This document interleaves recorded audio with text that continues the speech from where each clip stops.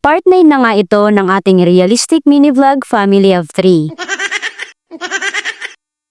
At kami nga ang Kasakinay story. Silangan nga namin gumising ng umaga kasi may mga pasok na kaming tatlo. Kung ang ginawa ay ang pag-aayos na. Wala sampay sa baba. Paano ba naman kasi nagbumukang banderitas tingnan. Tapos ay bumaba na nga. Kumuha na nga rin ako ng susuotin naming yung sa partner ko naman ay siya yung nagdidesisyon kung anong susuotin niya. Hindi nga inubos ng mga daga yung ginawa kong pagkaing may lason kagabi. Pero at least may nakain naman sila. Hindi ko nga alam kung ano yung nakain ko kagabi at naisipan kong magwalis ngayon. Yung totoo niyan ay mga 3 araw na nga akong hindi nakakapagwaliya. Maya nga ay bumaba na nga itong partner. Pasensya na nga din kayo sa mga ingay ng mga tilahok ng manok kasi alam niyo naman na sa summer kami. Medyo hindi ko pa afford yung TNW na microphone. Nagwalis na nga din itong partner ko dito sa labas. Ano ba naman kasi hindi ko talaga hilig yung magwalis dyan sa labas. Yung importante lang talaga sa akin ay yung malinis sa loob. Tamang-tama nga at kumulo na ito, ininit kong tubig. Dahil nga nag-request yung anak namin na gusto niya daw kainin ngayong umaga ay sinangag na kat at saka pritong itlog. Pag kaya talaga ng budget at alam kong lutuin ay gagawin ko talaga para mapadami yung kain ng anak namin. Habang hindi pa nga luto itong itlog ay magtitimplahan ko muna itong mag-ama ko. Yung gatas ay sa partner ko tapos yung Milo naman ay yung sa anak. Pagkatapos ko nga maprito yung itlog ay isusunod ko naman na isang na yung kanin. Konting bawang lang ilalagay ko kasi medyo ayaw niya ng bawang. Medyo napadami nga ata yung kanin na isasangag ko. Lagyan ko lang din ito ng konting iodized salt. Habang nagluluto nga ako ay may nagpe-perform na pala sa likod ko.